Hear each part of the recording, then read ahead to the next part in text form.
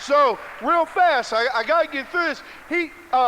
Fred told me two things when I first got started. One, he said, Brett, you know how much your time is worth showing the plan? You need to show the plan 5 and 6 nights a week, because every time you show the plan, even if they don't get in, if 49 out of 50 don't get in, but 1 out of 50 gets in, goes direct, your night is still worth $10,000 a night, even if you're failing 49 out of 50 times. I was like, you paying us up front? You know, and anyhow, see, he finally got that through my head, and then he said, Brett, don't ever do anything around your house that you can hire out for $5 an hour. Well, that'd be like 2.5 pounds an hour, I guess.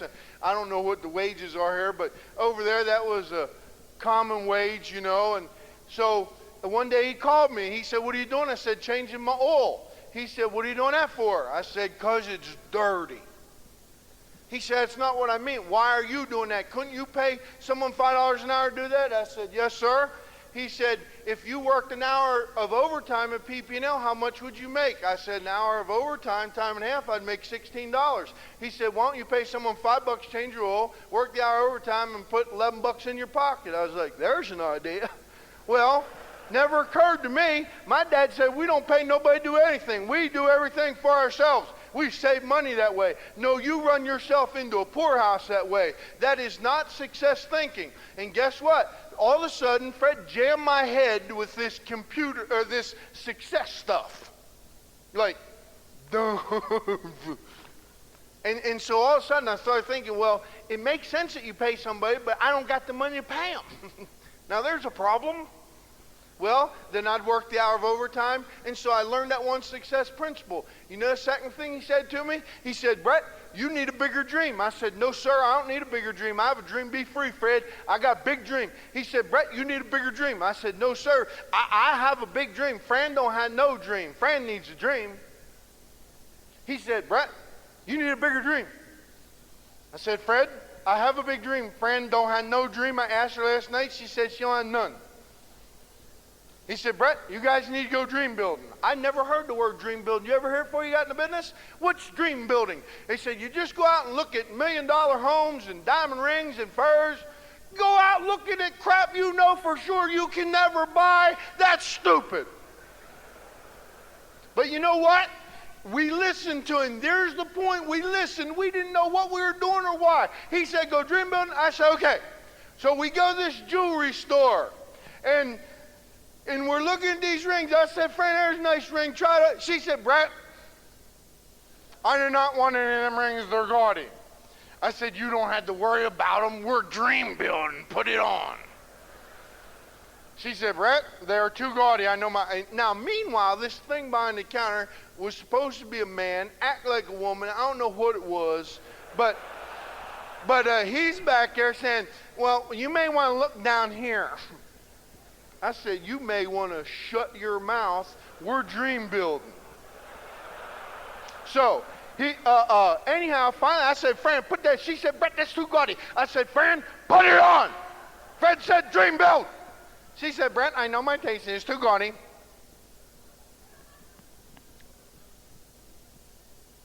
I like that. Now, let me tell you why I told you that story. I did something you shouldn't do when you're dream building. In his catalog, he had a picture of that ring, and I borrowed it for 4 years, the picture. And and we took it home, put it on our refrigerator. I did return it after I bought the ring 5 years later. I gave him the picture back. But nobody was there to collect. I just sort of laid it on the counter and split. But anyhow, we put this picture on the refrigerator. And every day for 4 years, we looked at this 3-carat waterfall cluster that Fran had on her finger tonight.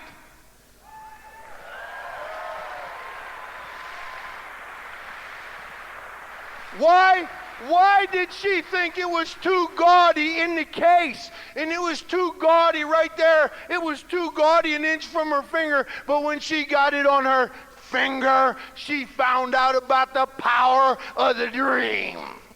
And all of a sudden, we were willing to fight for that ring. Oh! And so in the meantime, I'm blowing out more distributors than most people ever put in. Next time you see Fred, ask him if I don't hold the record in his group. I told Fred one time, as long as we can put these idiots in faster than they get out, we'll be ahead. So, next thing Fred told me, man, I got to get through this quick. Next thing he told me, he said, Brett, you need to show the plan. I said, yes, sir. So I stayed up all night for 2 nights, no sleep, went to work, studied the plan. All I had was a tape of his meeting. You can't memorize 2.5 hours worth of a plan. And so I had it down to 85 points. I thought, that's too much, I can't remember. So anyhow, I showed the plan. See, showing the plan is having the courage to try the first 10 times. Then pretty soon you start thinking, I'm good at this. But the first 10 times will either make you or break you. And so I knew I had to. I showed it to the UPS man. And I finished showing the plan. He said, Brett, I wouldn't be interested in anything like that, and I don't think you could do it either. I looked him square in the eye. I said, Kelvin, I knew for sure you wouldn't see it because you ain't got no dream. But I needed a human being to practice on, and I gave you 3 free cups of coffee, so won't you shut up? And he just looked at me like, you idiot. Anyhow, the next plan I showed, not the next one, I went silver. We went silver. And that's when friends started believing in the business. And so we're new silvers. When you're new silver, your chest's about this big. But Fred said to be a diamond, you're going to have to show 800 plans. I was just getting them out of the way as fast as I could. I had more doobers in my group than you ever seen in your life. And I'd get them to a function, and they all talk the same. They'd be like, hi, Fred, nice to meet you. Brett's our leader. Shut up. So anyhow, why them weirdos feel obligated to tell them who their upline is? And to Fred, no less. So anyhow, I showed the plan. I'm gone diamond. I said, Fred, show 100 plans. Now, I need to show the plan so bad. You ever need to show the plan so bad you get yourself into a box? I contact this woman, and I knocked on the door and walked in, and here's her husband sitting in one of them chairs, no shirt, belly out to here, looked like a beach whale, just watching TV. He said, get me another beer, baby. I said, you want to hear about success? He said, no, it's for her. I said, ma'am, you got a table we can sit at? This is a true story. These people were pigs. She took her arm like this. That dining room table was just full of dirty clothes. She went like this and made a little space so I could put my pad down. And let me tell you something. When you're showing the plan and someone's dirty underwear is right there, that's not a good deal. But anyhow, I started showing her the plan. And she got these 2 chihuahuas, and they're under the table. I about had it. I really thought, should I even be here? No one showed a plan. God only knows. Maybe she'll lead me to a Fred Hart. So I'm showing, and I said to her, ma'am, could I get a drink of water, please? She said, just a minute. She went out that filthy kitchen to get me a drink of water, and I drop kicked that chihuahua. And you ever see a chihuahua stick to the wall? He just stuck the whole length of the wall, hit the linoleum, went, he's out in the kitchen telling his mom. She brought my glass of water, set it down. I took 1 sip. I said, ma'am, could I get some ice? She said, just a minute. Went out the kitchen, I drop kicked that other one. Boom! True as I stand here, took the exact same pattern on the wall. Hit the linoleum, skidded in the kitchen. Now they were both out there. Good thing they can't talk. Well, you know the reason I tell you that story? Because you got to understand something. If you're going to build this business, you're probably going to have to go places you don't necessarily want to be. I found myself in ugly spots, but I made up my mind. I'm going to show this plan to every human being, stick a mirror under its nose. If it fogs up, it's a prospect. Well, I wouldn't do that anymore, I'll tell you. You may want to qualify your prospects a little better than I did. I just had a sort of rule of thumb right there. Anyhow, let me tell you something. I got like 3 minutes to wind up, but I want to tell you, I know that every person in this auditorium can be a diamond, and you're going to have a hard time convincing me you can't. Some of the stuff that we tell isn't pretty. Listen, during the time I was building a business, my dad died, my mom died. We went through some bad times. You know what? The night we buried my dad, I did a meeting in my dad's honor. The night we buried my mom, I did a meeting in my mom's honor. Because they respected me, because I was willing to get off my rear end and go make something happen, and I had a choice, sit home and cry because it hurt me, or do something. Now, let me tell you, people say all the time, boy, Brett, you get up on your toes about that business. Yeah, I do. I wasn't supposed to make it. All the people in this auditorium, if they'd evaluate who's going to make it, I'd have been the last name on the bottom of the list, brother. But it don't matter, because I believed in me, and I believed in Fred Linden, and I believed in this business, and I passed thousands and thousands and thousands of people on the way to Diamond, and they still wondering what happened. So, the next time somebody tells you ain't got what it takes to build this business, you tell them, beat it. I got what it takes. And the only way I won't make it is if I start listening to doobers like you. Get out of my face. That's what you're just going to have to do. So, real quick, let me tell you what fires me up. You ever say I'm fired up? You know what fires me up? Waking up every morning, knowing that when I was a kid, I was supposed to be retarded, wasn't supposed to be able to learn, wasn't supposed to make it, and I wake up every morning, and I'm a free man in a free country, and I can't get fired, and I make a lot of money. That fires me up.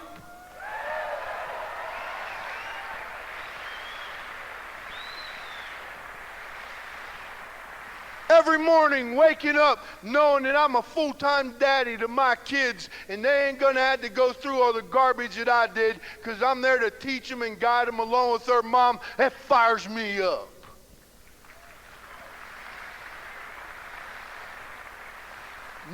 Just knowing that the home we live in, it's not a bad little shack.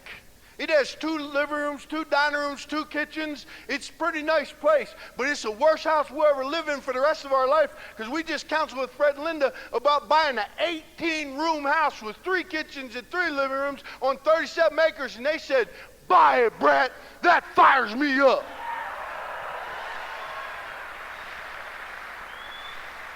Having real friends all over the world. Every place we go, we got friends that we love and they love us back, and that fires me up. Knowing that my wife's parents escaped from Yugoslavia in 1962. Their son was born in Croatia, their daughter in a detainment camp, my wife in New York. And all they wanted was food in their stomach and a place to send their kids where they wouldn't be taught communism. And knowing that a couple years ago on Christmas, my wife gave her mom and dad a Cadillac Fleetwood Brougham for Christmas, it fires me up.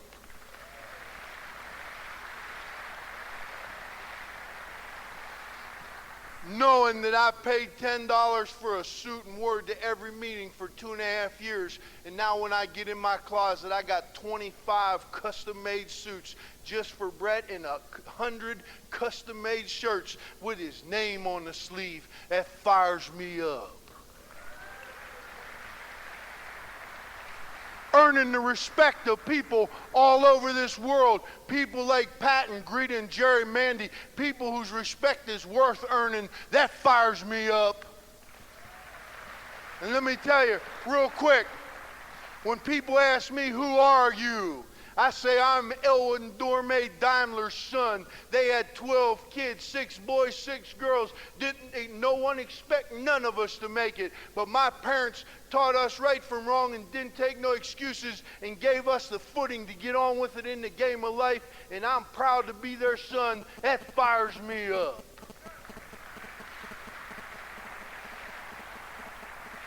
and knowing for the rest of our life that we went diamond unexpectedly. Linda Hartice had no idea what she did the day at Free Enterprise. She said, "Could all the diamond women come up on stage, please?" And all them diamond women got up and left that front row. The only people who were left were me and Fran, because we were hosting Fred and Linda. And all of them got up except my wife. She never asked me one time since we've been in the business when we going diamond. Never once. But when Linda asked all them diamond women to come on the stage, and my wife had to sit there, and I looked at her face, and I seen pain. I seen she was embarrassed. I seen I hurt her. And I love her more than life. And I didn't want nobody to see me crying on them big screens. So I buried my head in her hair. And I said, "Sugar, I promise you next year we'll be diamonds. I'm done with this crap and I'll never embarrass you again."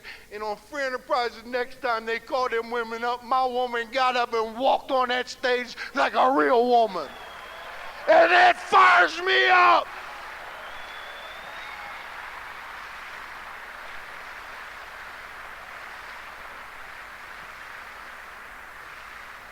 And last, this is probably the most important, having Fred and Linda introduce us as new diamonds on that stage, and knowing full well if we lost our whole business and had to start over tomorrow, which that won't happen, you don't need to worry about, but if it did, Fred and Linda would be there to pick us up out of the mud, because we're not just a 4% check to them. They love us like their own kids, and we love them like our parents, and I guarantee you they'll be there for us, and that fires me up. And so when you call Fran and us diamonds, don't call us diamonds. You call us Hartice diamonds, because we belong to Fred and Linda, and we love you, and you can do it, and that fires me up. God bless you.